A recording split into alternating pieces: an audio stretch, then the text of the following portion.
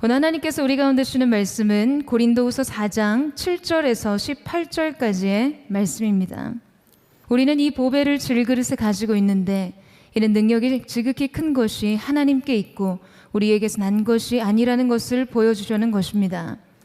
그러므로 우리는 사방으로 환난을 당해도 절망하지 않고 답답한 일을 당해도 낙심하지 않습니다. 핍박을 당해도 버림받지 않고 넘어뜨림을 당해도 망하지 않습니다. 우리는 항상 예수의 죽으심을 몸에 짊어지고 다닙니다. 이는 예수의 생명 또한 우리의 죽을 몸에 나타나게 하려는 것입니다. 우리 살아있는 사람들이 항상 예수 때문에 죽음에 넘겨지는 것은 예수의 생명 또한 우리의 죽을 육체 안에 나타나게 하려는 것입니다. 그러므로 죽음은 우리 안에서 역사하고 생명은 여러분 안에서 역사합니다.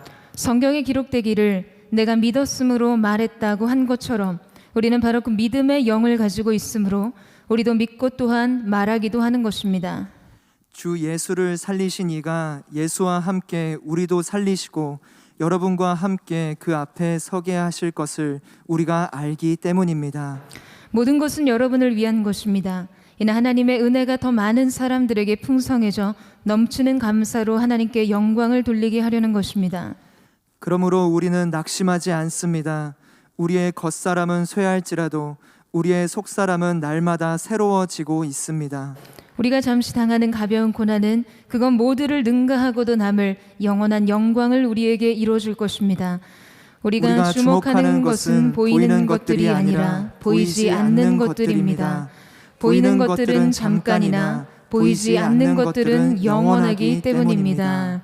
할렐루야. 우리의 위로자가 되시며 생명의 능력이 되시는 우리 주님의 이름을 찬양합니다. 우리 높으신 주님 앞에 우리 큰 함성과 박수로 주님의 이름을 찬양합니다. 아름다우신 주님의 이름을 찬양합니다. 주님 홀로 영광과 찬양과 존귀와 능력을 받아 주시옵소서. 하나님의 사람들이 드리는 영광으로 말미암아 주님 홀로 찬양을 받아 주시옵소서. 할렐루야. 할렐루야. 네, 이 시간 비록 아쉽게도 이 자리에 함께하지는 못하지만 우리 영상으로 예배드리는 SNS 믿음의 공동 친구들을 향해서도 우리 한번 따뜻한 사랑과 축복의 박수를 보내도록 하겠습니다. 여러분 있는 모든 곳이 주님의 압도적인 영광의 임재가 있는 지성소 되기를 주님의 이름으로 축원합니다. 할렐루야. 사랑하는 여러분, 성령 충만하십시오. 말씀 충만하십시오.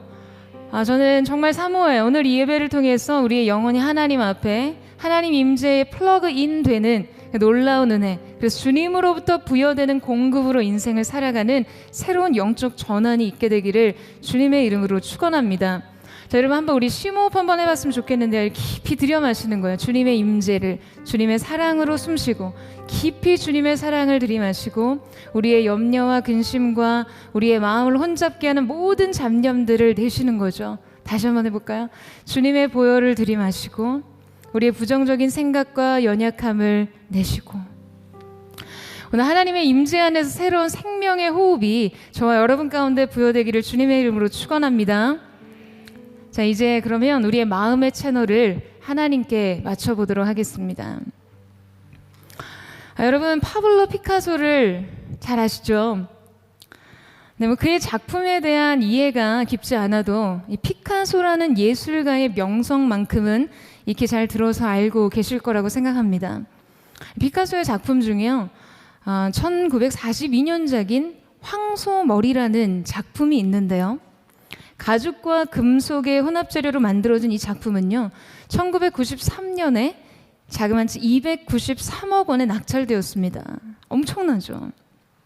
여러분, 그런데 이 작품이 어떻게 만들어졌는지 아세요? 어느 날 길을 가던 피카소의 눈에 고물 자전거 하나가 딱 눈에 들어온 거예요.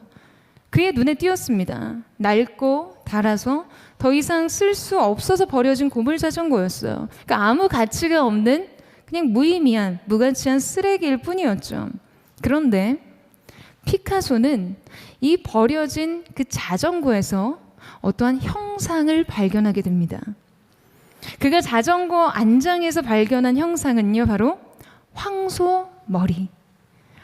피카소는 그 버려진 고물 자전거를 가져다가 안장과 핸들을 떼어 붙였습니다. 작업은 아주 간단했어요.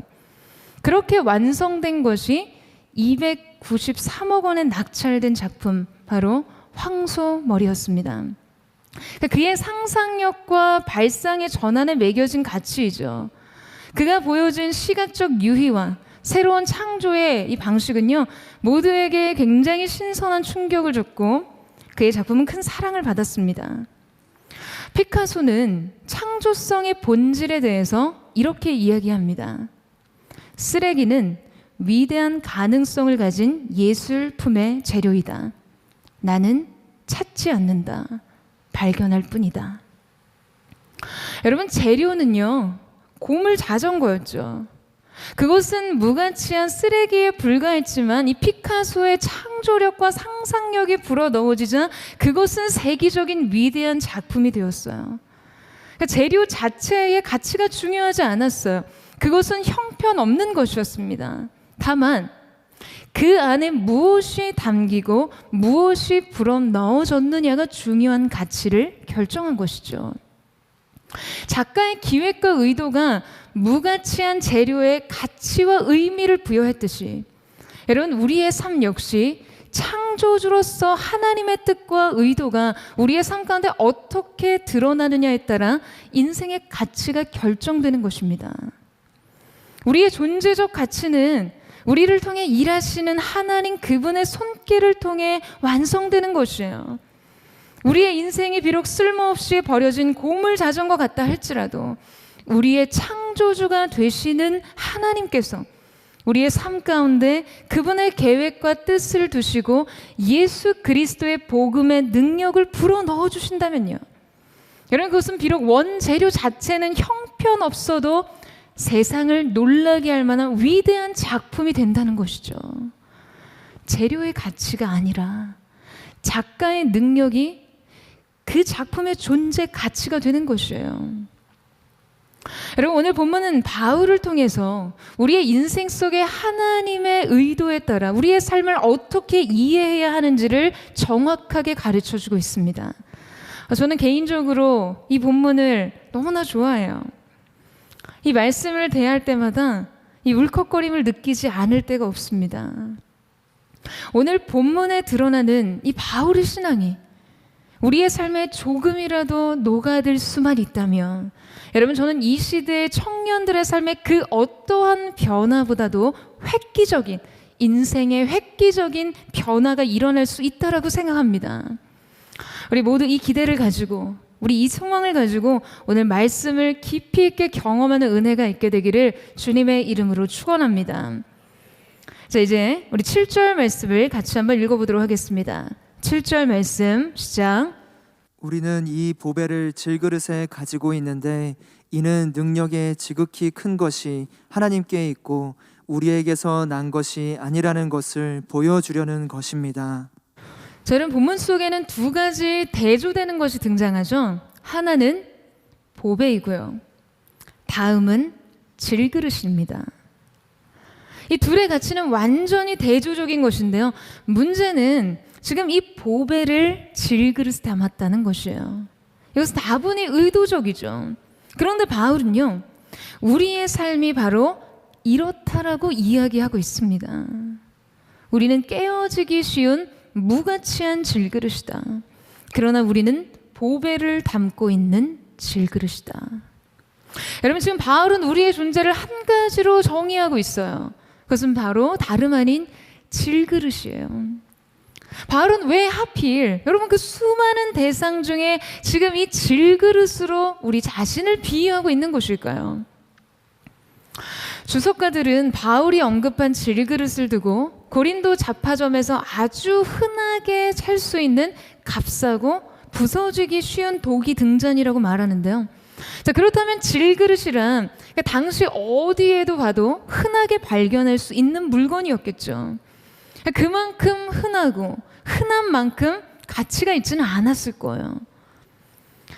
질그릇은 진흙을 빚어서 유약을 바르지 않고 구웠기 때문에 여러분, 겉에는 윤기가 없습니다. 겉면에는 윤기가 없고요, 내구성이 없어서 굉장히 그릇이 물러요. 그러니까 질그릇은 그야말로 아주 하찮은 사용을 위해 어떤 특별한 정성과 주의를 기울이지 않고 아무렇게나 쓰여지기 위한 도구로 만들어진 것이죠. 그냥 편한 대로, 손이 가는 대로 쉽게 대수롭지 않게 만들었다가 깨어지고 부서지면 그냥 뭐 그런 대로 그냥 그대로 버려지는 정도의 그릇이었어요. 아마도 바울은 그 수많은 사물 중에도 당시 잡화점에서 흔히 볼 수 있고 생활에서 그냥 편히 사용되는 이 질그릇을 보면서 자기 존재를 그것에 이입시켰을 것입니다. 그냥 어느 날 상점에 널브러져 있는 그 흔한 그릇을 보다가, 혹은 음식을 먹기 위해서 사용하다가, 혹은 사용하다가 우연히 실수로 깨어진 이 그릇을 보면서 자기의 존재를 발견합니다. 참 나갔네. 여러분, 질그릇은 깨져서 조각이 나면요, 조각이 아주 메말라 있어요. 여러분 한번 상상해 보세요. 바울이 이 깨어진 조각들을 보았다면 아마도 그는 어떤 그릇으로서도 아닌, 말하자면 어떤 큰 정성을 들인 건 아니지만 어쨌든 어떤 목적을 위한 사용을 위해서 빚어지기라고 했던 그 어떤 형태도 아닌, 정말 그 재료 그 자체로서의 질그릇을 볼 때 더더욱이 인간 본연의 그 모습을 다 볼 수 있었을 거예요. 그냥 그 몸이 건조한 흙가루들을 보면서요. 인간이 얼마나 나약하고 얼마나 보잘것없는 존재인지, 그냥 그 존재 자체가 얼마나 가치가 없는지. 근데 여러분, 지금 바울이 주목하는 것은요, 그냥 그 질그릇 자체에 있지 않습니다. 이렇게 가치 없고 이렇게 나약한 질그릇 안에 무엇이 담겨 있다고요? 무엇이 담겨 있습니까? 보배가 담겨 있다는 거예요. 깨어지기 쉬운 우리 안에 진리가 담겨 있다는 것이죠. 여러분, 왜일까요? 왜 보배를 지극히 평범하고 이토록 가치 없는 그 흔한 특별한 시선을 줄 필요도 없는 질그릇에 담아둔 것일까요? 여러분, 답은 간단합니다. 중요한 건 그릇이 아니라 보배이기 때문이죠. 그 질그릇은 주목할 필요가 없어요. 그 안에 담긴 보배가 중요하기 때문인 거예요. 그러니까 바울은 지금 우리 가운데 이 보배에 집중하라는 것입니다. 여러분 자신에게 집중하지 마세요. 당신이 품은 이 보배, 당신의 영혼의 이 진리, 당신 가슴 중심에 새긴 이 복음에만 집중하면 됩니다. 어차피 우리는 질그릇일 뿐이니까요. 여러분, 이렇게 말하고 있는 것이죠. 유진 피터스는 본문을 이렇게 기록하고 있습니다. 우리는 이 귀중한 메시지를 우리 일상의 삶이라는 순수한 질그릇에 담아가지고 다니기 때문입니다. 그것은 어느 누구도 비할 데 없는 하나님의 능력을 우리의 능력으로 혼동하지 않게 하려는 것입니다. 자, 여러분, 이것이 어떤 의미인가요?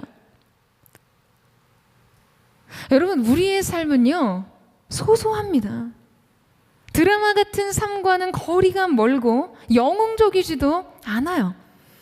우리의 매일의 삶은 그 어떤 웅변적 설명이나 요란한 말로 표현할 필요가 없어요. 표현할 필요가 없는 아주 소소한 삶으로 연속선상 가운데 살아갑니다. 그냥 어제가 오늘 같고 오늘이 내일 같은, 그냥 매일이 도토리와 같은 일상을요. 하지만 이 소소한 삶에 그토록 찬란한 진리를 담고 있는 것이 바로 믿는 우리의 삶의 비밀이라는 것이에요.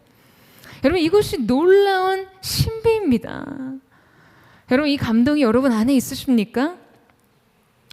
여러분, 하나님께서는 우리의 삶이 화려한 업적과 대단한 성공으로 채워져 있지 않더라도 그분의 존귀한 보배를 우리의 영혼 중심에, 우리의 인생의 한복판에, 우리 일상의 성실 안에 두기를 원하십니다.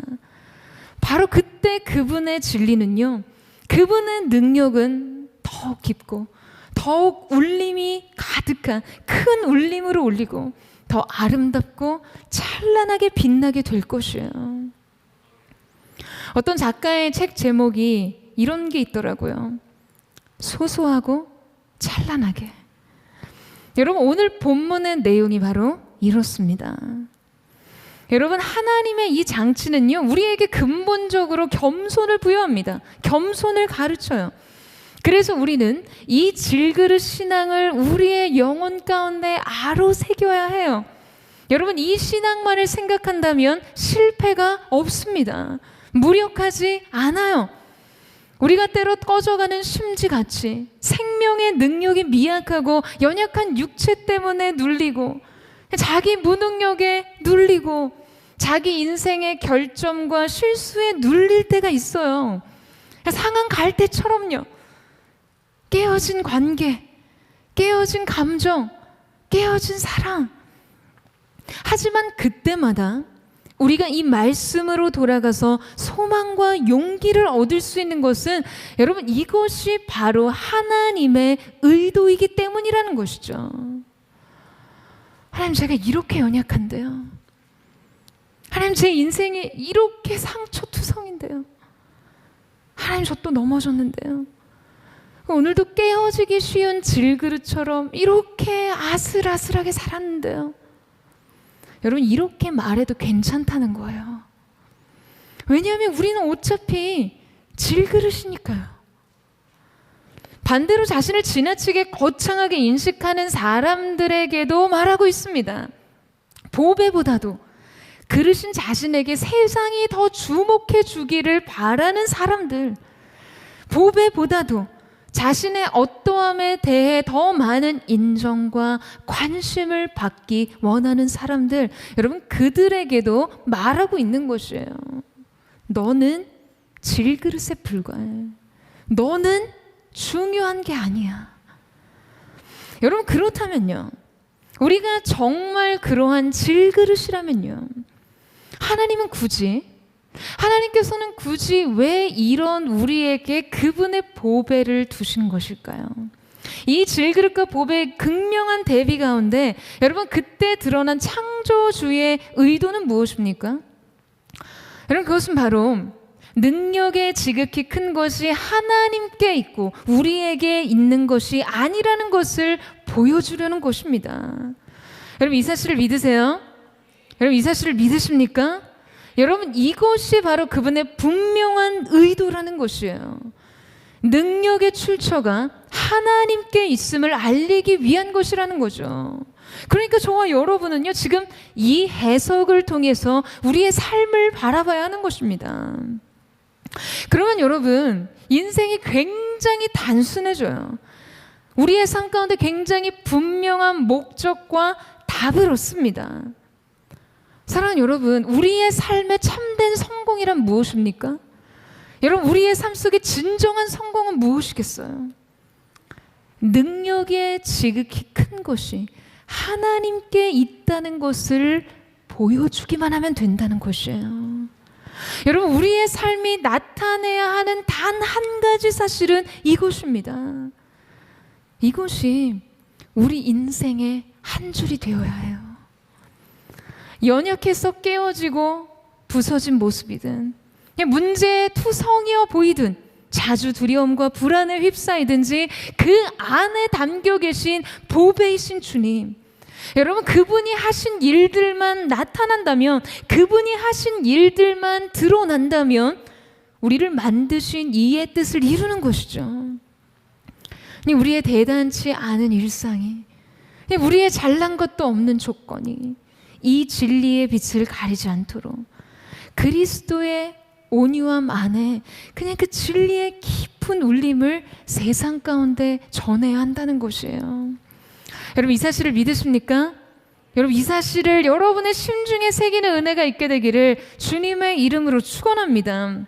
그러니까 여러분, 우리는 이 답을 가지고 이 목적을 향해 가야 한다는 거예요. 이것이 우리의 참된 인생 성공이라는 것이죠. 능력의 지극히 큰 것이 하나님께 있다는 것을 보여주는 삶이요. 이 진리로부터 인생의 참된 소망과 능력과 승리가 주어지는 것이에요.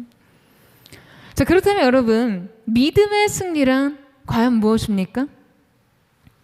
오늘 바울의 다음 고백이 그 믿음의 승리를 보여주고 있어요. 자, 우리 8절에서 9절 말씀을 같이 한번 읽어보도록 하겠습니다. 8절에서 9절 말씀 시작. 그러므로 우리는 사방으로 환난을 당해도 절망하지 않고 답답한 일을 당해도 낙심하지 않습니다. 핍박을 당해도 버림받지 않고 넘어뜨림을 당해도 망하지 않습니다. 자, 여기서 그러므로라는 접속어는 이제 말하고 있는 바울의 이야기가 앞에 있는 내용의 결과라는 것을 보여주죠. 우리가 질그릇 같으나 그 안에 보배를 담고 있었기 때문에 일어난 결과라는 것이에요. 자, 어떻다고 합니까? 사방으로 환난을 당해도, 답답한 일을 당해도, 핍박을 당해도, 넘어뜨림을 당해도. 여러분, 지금 이 모든 동사가요, 현재형으로 기록되어 있어서요, 현실감을 더하고 있어요. 여러분, 사람이 어디 하나가 막혀 있어도 다른 데 하나가 좀 열려 있으면, 트여 있으면 숨통이 좀 트이죠. 그런데 오늘 바울은요, 사방으로 환난을 당했다고 말합니다. 사방으로 환난에 둘러싸였다고 말해요. 도처의 어느 곳에서도 쉼이 없었던 거예요. 어느 곳에서도 위로와 소망을 얻을 수 없었습니다. 동서남북 어디를 둘러보아도 여러분 자신을 위한 도움이 없었던 것이에요. 사방으로 환난을 당해도 라고 번역되어 있는 지금 이 들리봄에 놓이는 이 단어는, 이 헬라어 단어는 포도즙을 짜기 위해 누르다라는 뜻을 지닌 동사의 수동태로 기록되어 있습니다. 자, 여러분 한번 생각해 보세요. 포도주를 짤 때, 이 즙을 짤 때 어떻게 짰나요? 한 번도 그런 적이 없다고 해도 한번 상상해 보세요. 포도즙을 짤 때 어떤 모습일까? 그 과정을 보신 분 있으신가요? 한번 생각해 볼 때 포도를 여러분 알알이 소중히 다뤄서 만듭니까? 생생하게 그 알알을 살리기 위해서요? 아니죠. 그냥 짓뭉개 버려요. 그냥 완전히 짓밟아 버려요. 포도의 알알이 그냥 진액이 될 때까지요. 그러니까 바울은 자신의 상황을 지금 이러한 상황 속에 비추어 묘사하고 있어요. 그런데 바울이 동시에 뭐라고 고백합니까? 자신은 그럼에도 불구하고 절망하지 않고 낙심하지 않고 버림받지 않고 망하지 않는다는 거예요. 여러분, 이것이 어떻게 가능한가요? 아니, 바울이 지금 왜 이렇게 앞뒤가 안 맞는 이야기를 하고 있는 것이죠? 사랑하는 여러분, 바로 사방이 바울을 우겨싸고 있었지만 하늘은 열려 있었기 때문이에요. 사방에서 두들겨 패긴 하지만 하늘에 넘치는 위로가 있었던 것이죠. 땅이 그를 망하게 해도 하늘이 그를 승하게 했고, 동서남북 사방이 그를 짓눌러도 성령의 내주하심을 통해 중심의 평안이 여러분 그를 완전히 지배하고 장악하고 있었던 것이에요. 사랑하는 여러분, 지금 바울의 이 고백을 정리하자면 이렇습니다. 환경에 지배를 받지 않는 사람. 또한 내부적으로는 어떻습니까? 자신의 탁월함도, 자신의 비참함도 자기 존재에 결코 영향을 미치지 못하는 사람. 여러분, 이것이 바울의 정체성이었어요. 그의 신앙이 고백하고 있는 바였습니다. 여러분, 그렇다면 그가 어떻게 이러한 믿음을 소유하고 있을 수 있었을까요? 그는 복음을 위해 어디를 가든지 배척당하고 공격당하고 시기와 모함과 거절을 받았어요. 3번의 전도 여행을 통해서 여러분 그는 감당할 수 없는 고초와 고난을 겪었습니다. 억울함, 누명, 공격을 받는 것은 그냥 일상이었고요. 그는 3번이나 태장을 맞았고 파선의 위험도 겪었다고 이야기해요. 깊은 지하 감옥에 갇히고 극한 육신의 고통을 겪었고 극심한 외로움과 버려짐을 경험했어요. 자, 그런데 여러분, 이 경험 끝에 결론이 무엇이었냐면요, 핍박을 받아도 버려지지 않았어요. 거꾸로뜨림을 당해도 망하지 않았다고 합니다.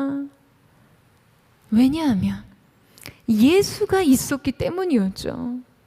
예수 그리스도께서 그를 버리지 않으셨기 때문에요.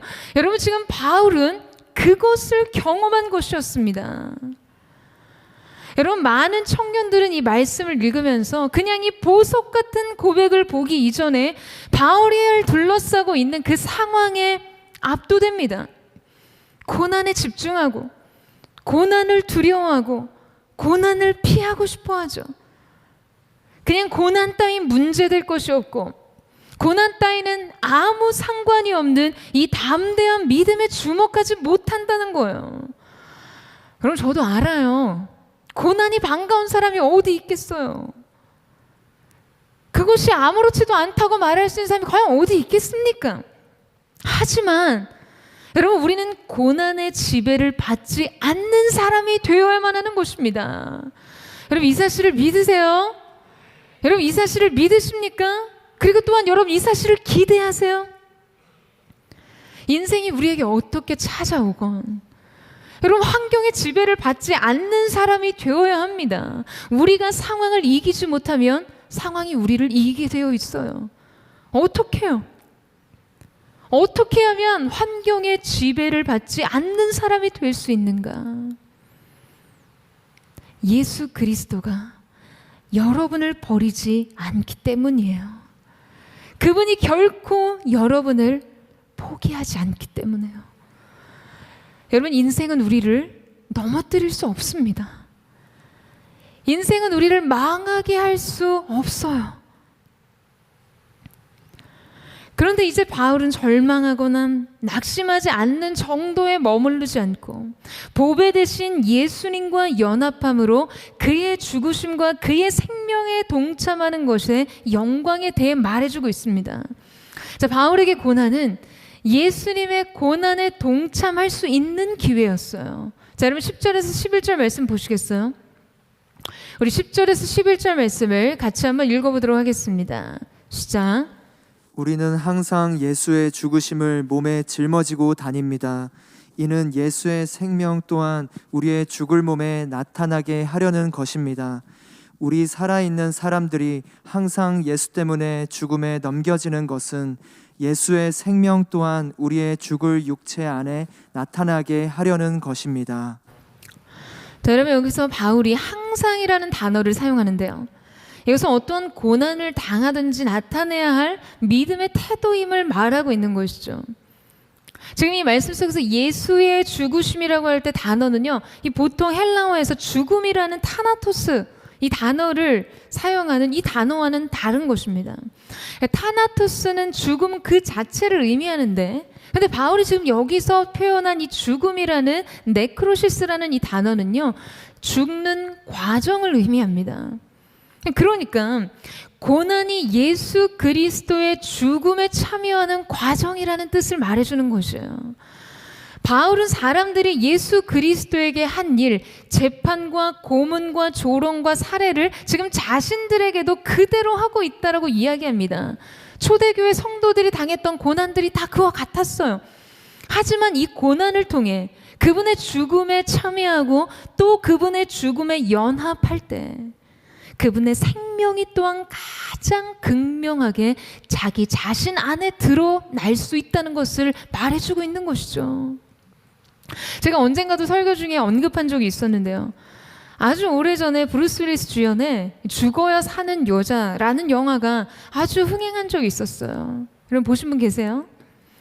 저는 영화를 보지는 않았지만 늘 이 영화의 제목이 참 인상적이었어요.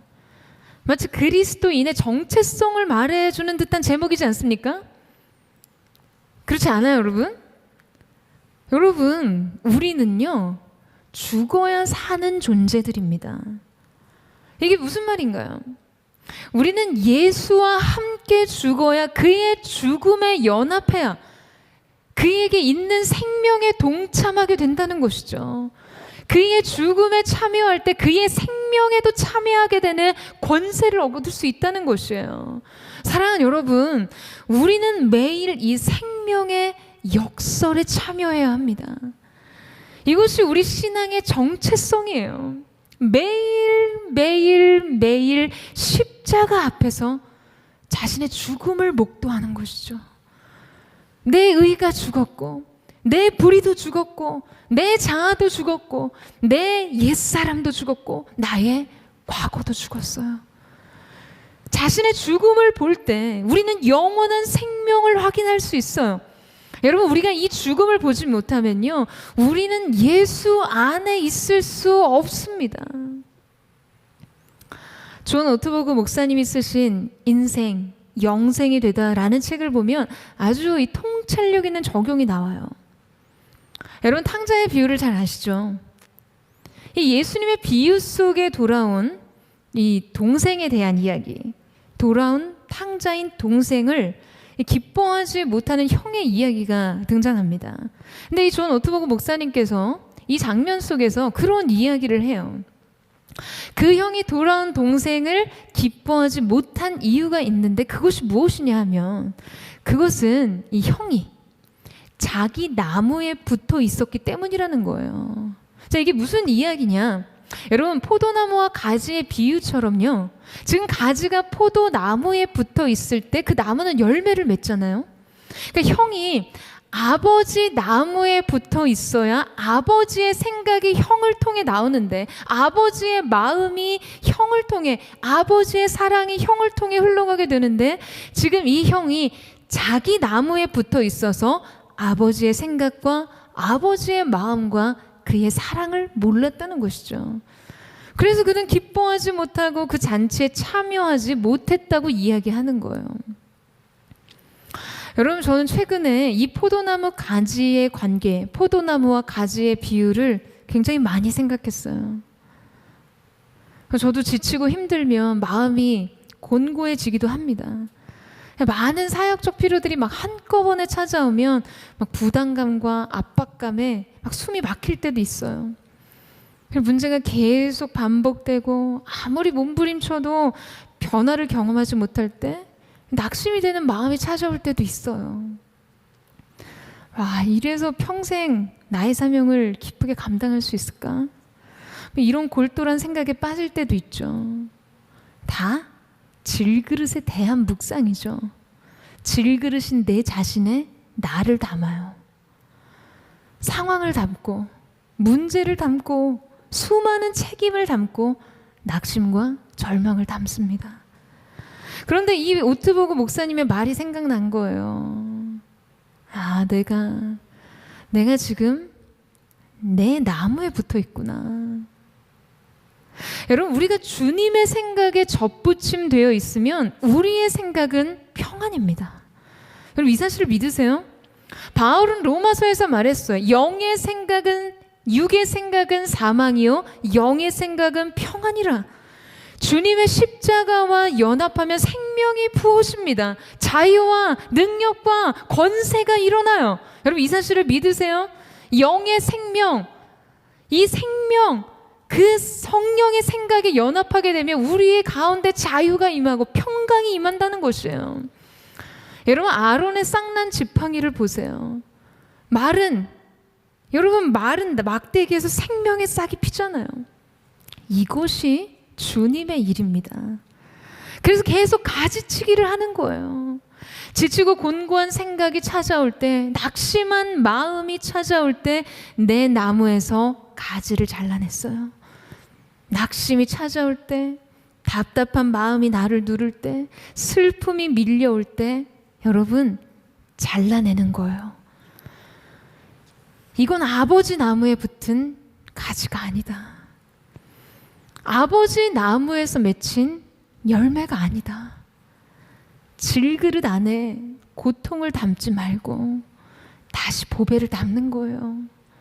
사랑하는 여러분, 질그릇 안에 두려움을 담지 말고 보배를 담으세요. 여러분, 믿는 자의 이김은 이곳에 있습니다. 질그릇으로서가 아니에요. 질그릇 안에 담긴 보배로 이기는 것이에요. 그것 때문에 견디고, 그것 때문에 이기고 기뻐하고 다시 소망하는 것입니다. 그 때문에 열매를 맺을 수 있는 것이죠. 그것 때문에 다시 살 수 있는 것이에요.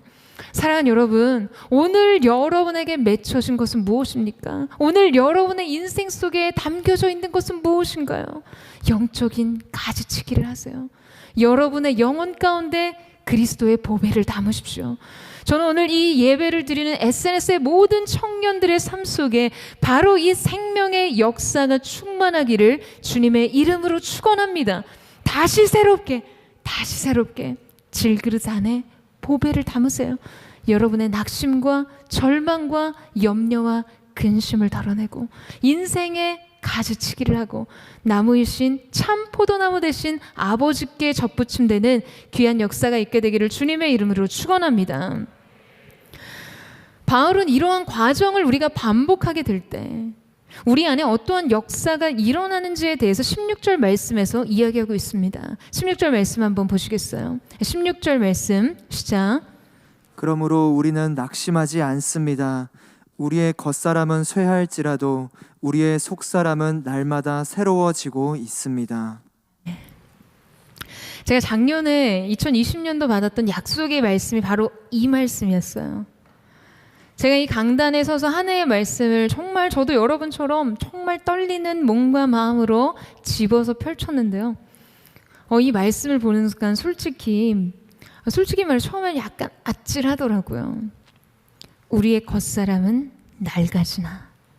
여러분, 이 말씀을 개역개정 말씀으로 보게 되면요, 우리의 겉사람은 후패하나라고 표현되어 있습니다. 후패하나라는 말을 사전적 의미로 보게 되면 사전적 의미가요, 썩어 문드러지다예요. 여러분, 짧은 시간 이 강단에 서서 제가 이 구절을 받아 읽는데 처음에는 이 단어가 저를 장악하더라고요. 조금 민망하지만 제가 한동안 고통받았던 질병의 문제가 사실 이 뇌혈관이 신경을 건드리는 현상과 같거든요. 혈관이 낡아서 너무 스트레스와 과로들로 인해서 낡아서 늘어지면서 신경을 건드려요.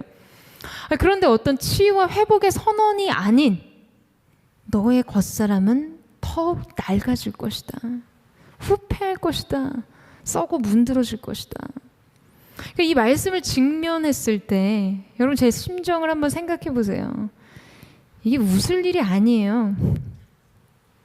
하지만 주님이 정말 주님께서 주신 것이기 때문에 완전한 말씀 앞에서 아멘하고 받았어요. 이 말씀을 가지고 단에서 내려와서 꽤 오랜 시간 말씀을 제 인생 가운데 진정한 축복으로 품기 위해서 굉장히 깊이 묵상하고 깊이 품으며 씨름하며 묵상하는데요. 이 말씀의 신비와 깊이가 이 말씀 안에 담겨있는 비밀이 풀어지더라고요. 여러분, 메시지 성경에는 이 말씀을 이렇게 기록하고 있습니다. 그러므로 우리는 포기하지 않습니다. 어찌 포기할 수 있겠습니까?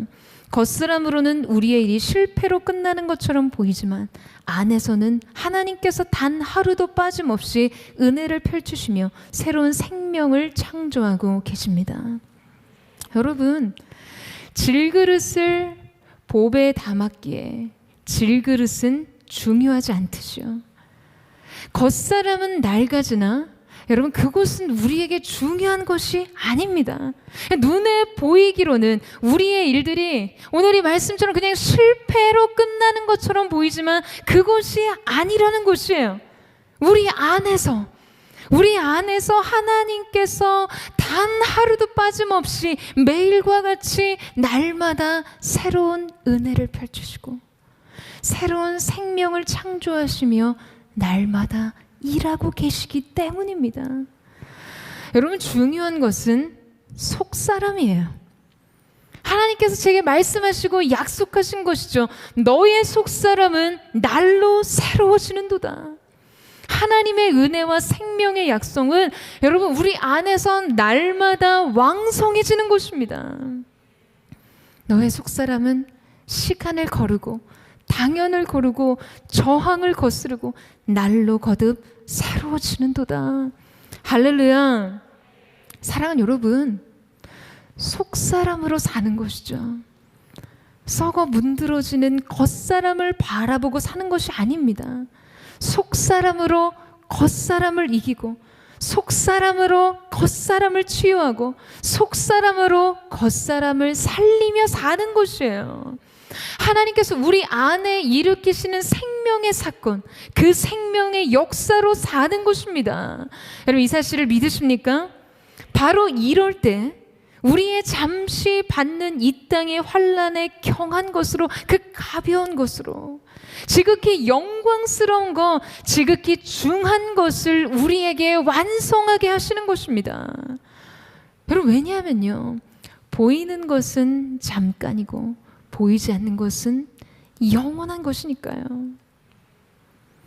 여러분 바울은 이제 우리에게 이 마지막 비밀을 보여줍니다. 질그릇을 이기고 겉사람을 이기고 고난을 이길 방법을요. 우리 17절에서 18절 말씀을 한번 보시겠어요? 우리 17절에서 18절 말씀을 같이 한번 읽어보도록 하겠습니다. 시작.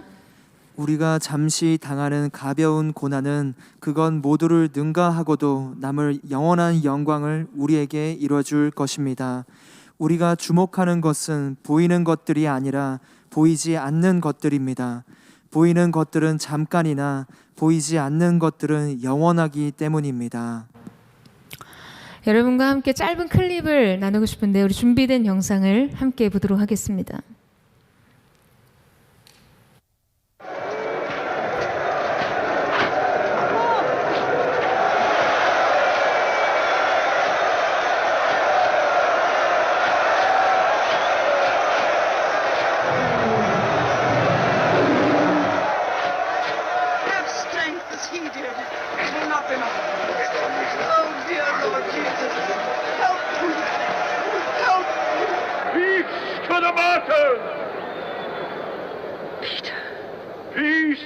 Peace to them. Take thy children, Lord. Numb their wounds, soften their pains. Give them strength, O Savior. Seize that man! Blessed are you, my children, who die in the name of Jesus. I say to you that this day you shall be with him in paradise. Here where Nero rules today, Christ shall rule forever.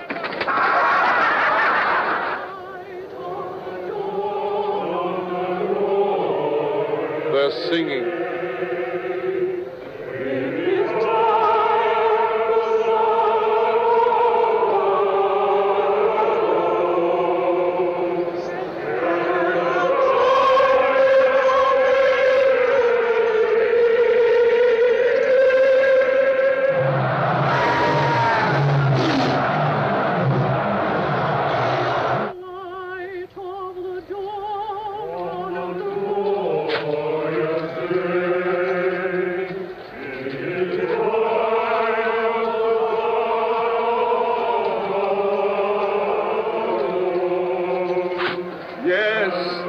Sing to him as he now opens his arms to you. Sing to the welcome of Christ our Lord.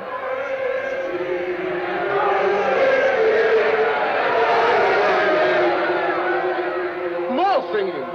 Why aren't they afraid? They irritate me. They should have been tortured first, their insolence destroyed. 여러분 제가 이번 성탄의 이 영화를 다시 보면서 하나님 앞에서 목사이기 이전에 예수를 믿고 따르는 한 사람으로서 저의 신앙을 정말 많이 돌아보고 회개하게 되었습니다. 초대교회는 큰 박해와 환란의 때를 만났죠. 광기어린 네로 황제는 로마 방화 사건의 가해자로 크리스천들을 지목합니다. 그래서 예수 믿는 자들을 산채로 가로수에 묶여 이 인간 횃불로 거리의 불을 밝히기도 하고 콜로세움에서 맹수들의 밥이 되게 했어요. 여러분 저는 이 영화 속에서 정말 제 가슴을 뜨겁게 울렸던 장면이 있는데 경기장 안으로 들어가던 한 사람이 두려움과 공포에 울부짖을 때의 장면이었습니다. 한 여인이 이렇게 말해요. 금방 끝날 거예요. 그리고 오늘 우리는 예수님과 함께 있을 거예요. 여러분 이 고통이 아니라고 말하지 않습니다. 우리는 인생에서 직면하고 받아들여야 되는 그 수많은 고통의 문제를 부정할 수는 없어요. 그리고 그것은 너무나 끔찍한 고통이에요. 다만 한 가지, 이 고통은 잠시 곧 끝날 것이고 더 완전하고 영원한 것이 그들을 기다리고 있다는 것이죠. 여러분, 어떻게 이런 극단적인 상황에서 찬송이 나옵니까? 처형이 끝난 밤이면요, 이 네로는 경기장을 내려와 웃으면서 죽어간 기독교인들의 시체를 보고 경악을 합니다. 마지막 순간까지 웃음을 잃지 않은 그들의 얼굴을 발견한 것이죠. 여러분, 무엇이 그들로 하여금 끔찍한 죽음의 공포 앞에서 웃게 한 것입니까? 무엇이 그들을 노래하게 했나요? 우리가 잠시 당하는 가벼운 고난은 그것 모두를 능가하고도 남을 영원한 영광을 우리에게 이뤄줄 것입니다. 우리가 주목하는 것은 보이는 것들이 아니라 보이지 않는 것들입니다. 보이는 것들은 잠깐이나 보이지 않는 것들은 영원하기 때문입니다. 사랑하는 여러분, 바울의 이 고백이 이제 이해가 되시나요? 예수를 믿는 자들의 진짜 신앙은 바로 이것입니다. 모든 것을 능가하고도 남을 영원한 영광, 보이지 않는 것을 보는 믿음이요. 그들은 잠시 당할 고난을 피하기 위해서 영원히 누릴 영광과 맞바꾸지 않았어요. 그들의 죽을 육체 대신 영원한 생명을 보고 있었습니다.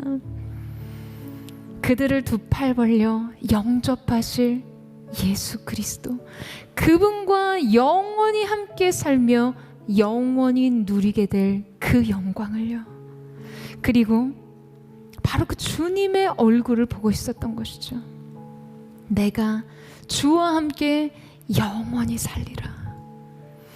여러분, 그래서 이 기쁨과 소망 안에서 오늘 여기 이곳의 삶을 이기는 것입니다. 죽음에 이르는 고난 가운데 자기 육체를 넘겨주어 예수의 생명에 참여한다는 오늘 이 바울의 고백이, 여러분, 이 시대 청년들에게 과연 어떠한 도전을 주고 있습니까? 여러분에게 어떠한 도전이 되나요? 혹시 이 초대교회 성도들의 믿음과 이 시대 청년들의 믿음의 간격이 오히려 여러분을 복음에서 뒤로 물러서게 합니까? 아니요. 현실 앞에서 초라한 우리의 사랑, 고난 앞에서 무력한 우리의 믿음, 여러분 포기하지 않고 일으켜야 합니다. 주님이 우리를 포기하지 않으시니까요. 여러분, 이 사실에 동의하세요? 여러분, 이 사실에 동의하십니까? 2020년 한 해 동안 우리 예배의 오프닝 영상에 그런 카피가 등장합니다. 바보 같은 질문 하나 해도 될까요?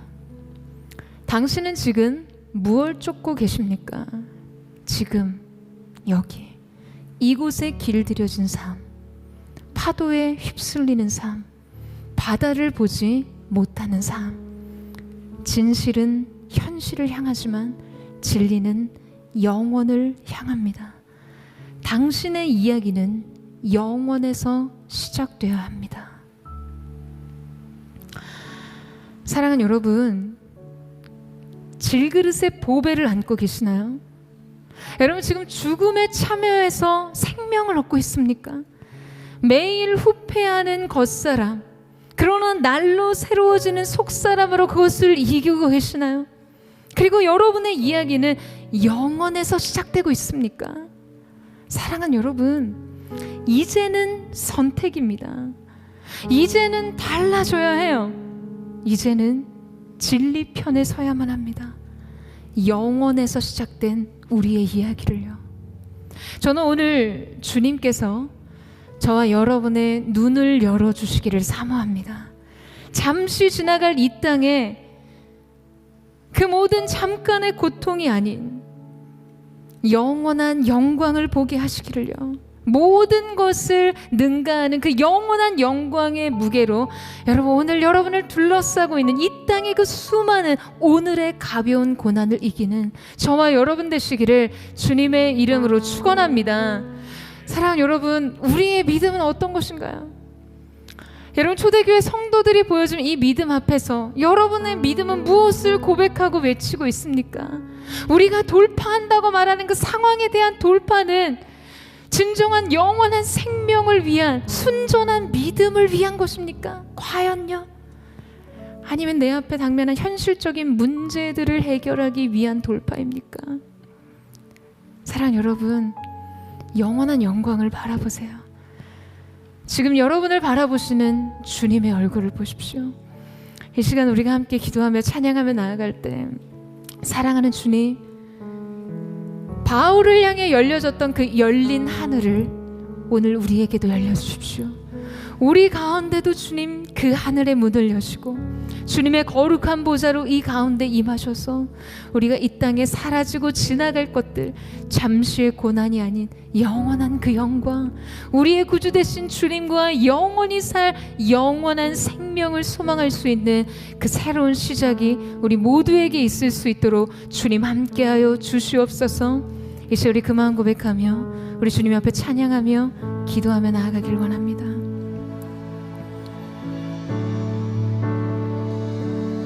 무너진 내 맘에 주 사랑이 많네.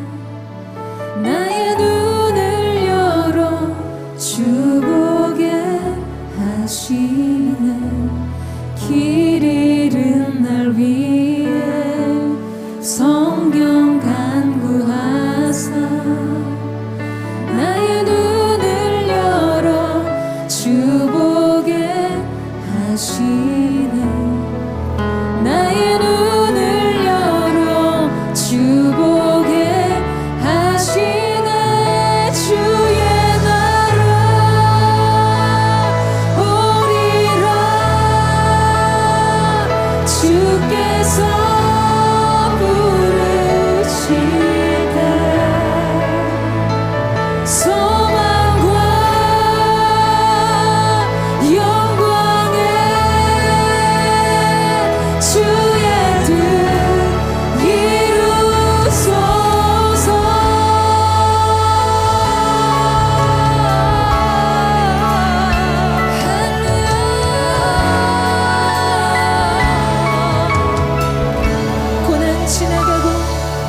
고난 지나가고 자비 영원하네. 나의 눈을 열어 주 보게 하시네. 주를 찬양하며 기쁨의 길 가리. 나의 눈을 열어 주 보게 하시네. 나의 눈을 열어 주 보게 하시네. 주의 나라 오리라. 주께서 부르실 때 소망과 영광에 주의 뜻 이루소서. 주의 나라 오리라.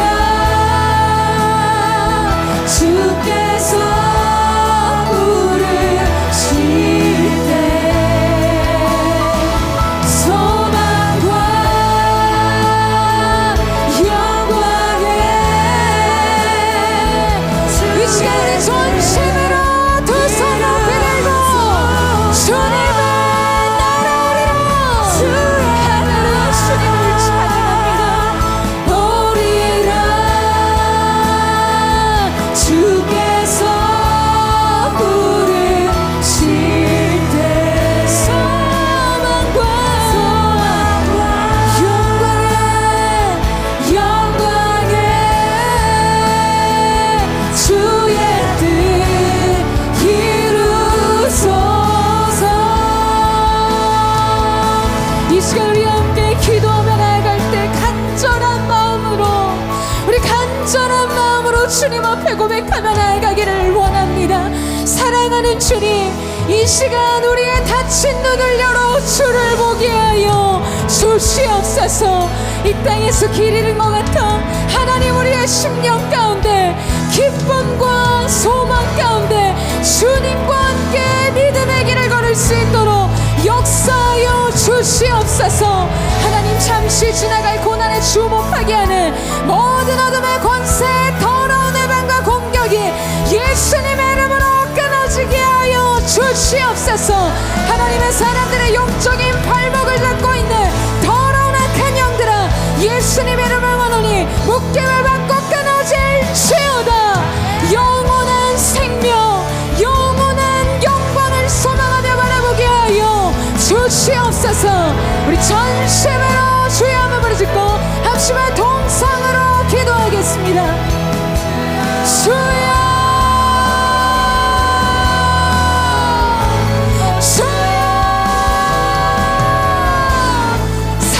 주님, 우리의 믿음은 과연 무엇입니까?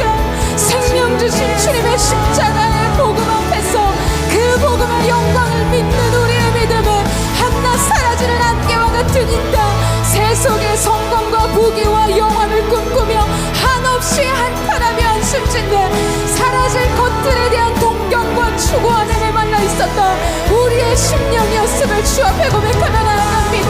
고작 주님 주신 믿음으로 상황과 문제를 해결하는 것을 급급했던 우리의 모든 지난 시간을 주님 앞에 회개합니다.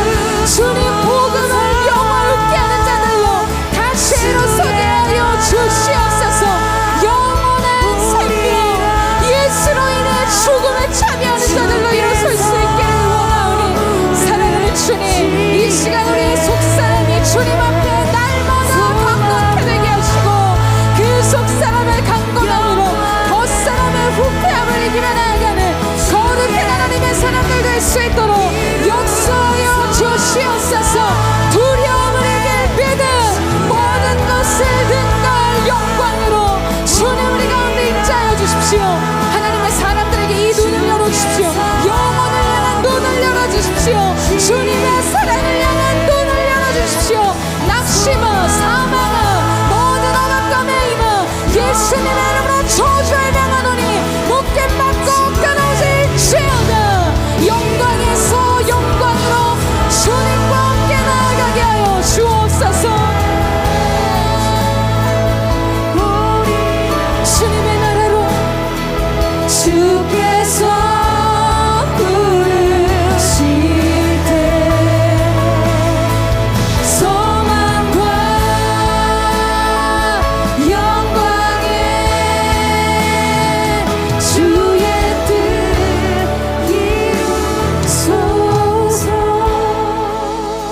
사랑하는 여러분, 성경은 비이성적인 말씀이 아니에요. 우리의 고통을 부인하고 부정하고 마치 진통제처럼 그거 아프지 않은 거야, 괜찮은 거야, 이길 수 있어를 정당화하는 말씀이 아닙니다. 여러분, 더 완전한 것을 보여줘요.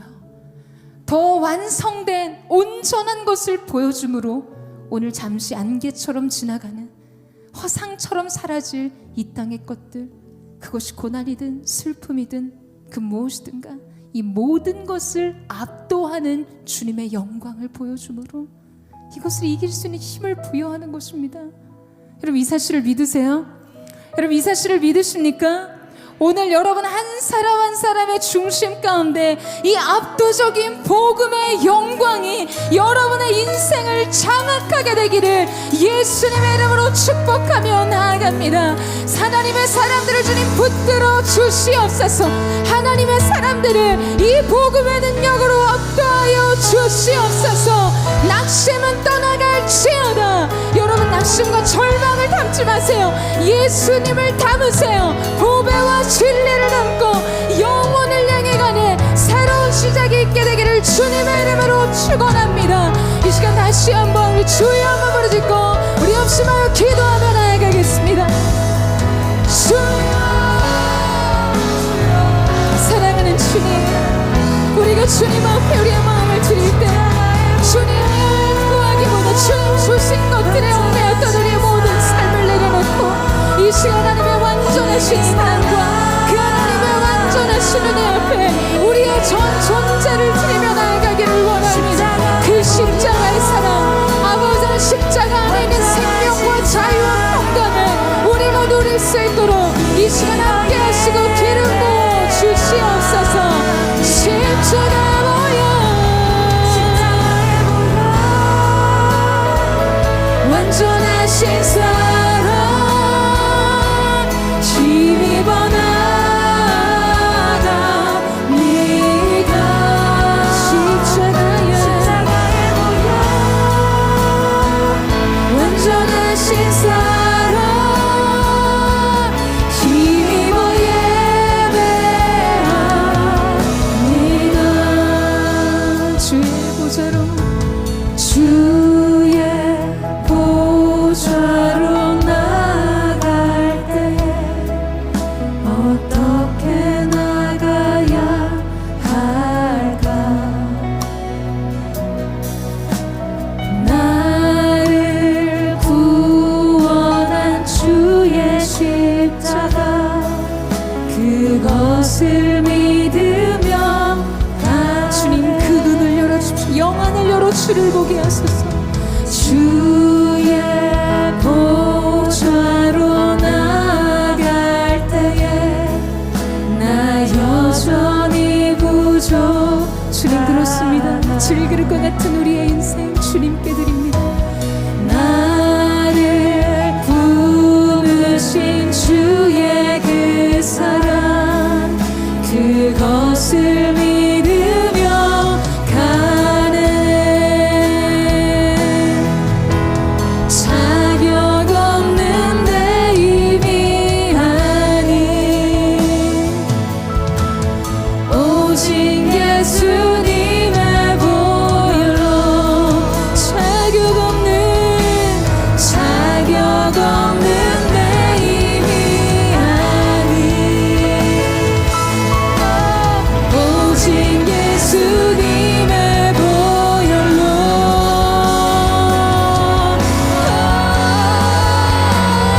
십자가에 모여 완전하신 사랑 힘입어 나가 십자가에 모여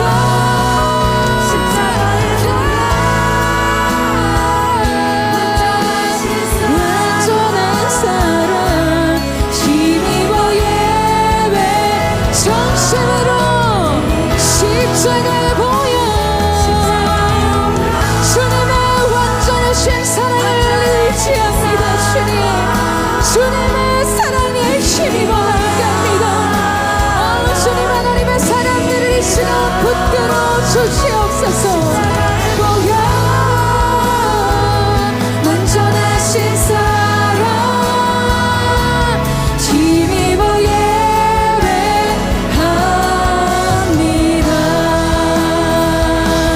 내가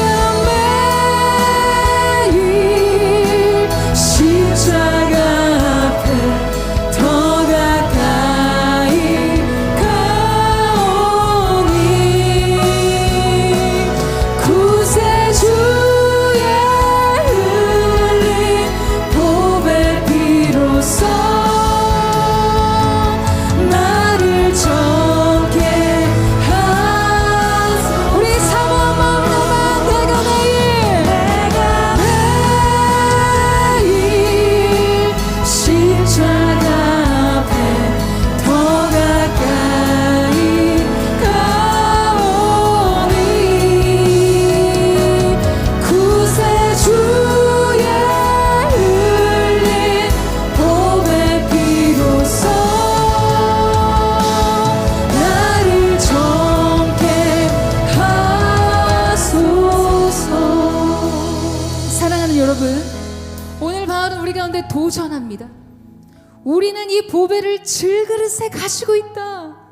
그러므로 능력이 지극히 힘이 큰 것이 하나님께 있음을 보여주려 하는 것이다. 여러분 이 사실을 믿으십니까? 이 사실 여러분 인생의 고백이자 여러분의 삶임을 믿으세요? 그렇다면 여러분 그 다음에 이야기가 여러분의 삶 속에 시작되어야만 합니다. 그러므로 그러므로 우리는 사방으로 환난을 당해도 절망하지 않고, 답답한 일을 당해도 낙심하지 않습니다. 핍박을 당해도 버림받지 않고, 넘어뜨림을 당해도 망하지 않습니다. 여러분, 이 사실을 믿으세요. 왜냐하면 우리는 질그릇 같으나 연약하나 우리 안에 낙심을 담는 존재 아니거든요. 슬픔을 담는 존재 아니거든요. 인생의 희노애락을 담는 그 정도의 그릇이 아니거든요. 주님은 우리를 보배를 담은 질그릇으로 부르셨습니다. 사랑하는 여러분, 이 그러므로를 기억하세요. 오늘 아버지의 나무에 붙어있는 여러분의 인생의 가지 끝에는 어떠한 열매가 맺혀 있습니까? 슬픔입니까? 인생에 대한 비애입니까? 우울입니까? 두려움입니까? 근심입니까? 우리가 정말 포도나무 대신 아버지께 붙어 있다면, 우리가 정말 예수의 십자가의 생명과 자유와 연합했다면 우리는 평안인 줄로 믿습니다. 우리의 삶은 소망인 줄로 믿습니다. 자유요, 능력이요, 권세요, 기쁨이요, 소망의 충만함인 줄로 믿습니다. 하나님의 사람들아, 소망의 복음을 굳게 잡으라. 하나님의 사람들아, 소망의 복음을 굳게 잡으라. 아버지께 붙어 있으세요. 여러분, 보배를 담은 질그릇으로 시작하십시오. 낙심하지 않고, 절망하지 않고, 망하지 않는 인생으로, 버림받지 않는 인생으로 일어서십시오. 이 자리 선포하며, 내 안에 예수께서 계십니다. 내 안에 주님의 생명이 있습니다. 선포하며 기도하며 나가겠습니다. 주여, 할렐루야. 주님, 그렇습니다. 그러므로 우리는 낙심하지 않고, 절망하지 않고, 사방으로 환난과 답답한 일을 당해도 우리는 멍하지 않습니다. 열린 하늘로부터 부어지는 위로와 말할 수 없는 하늘의 소망과 능력이 우리 안에 있음을 고백하며 나아가오니, 주여 역사하여 주시옵소서. 하나님의 사랑에 참여할지어다.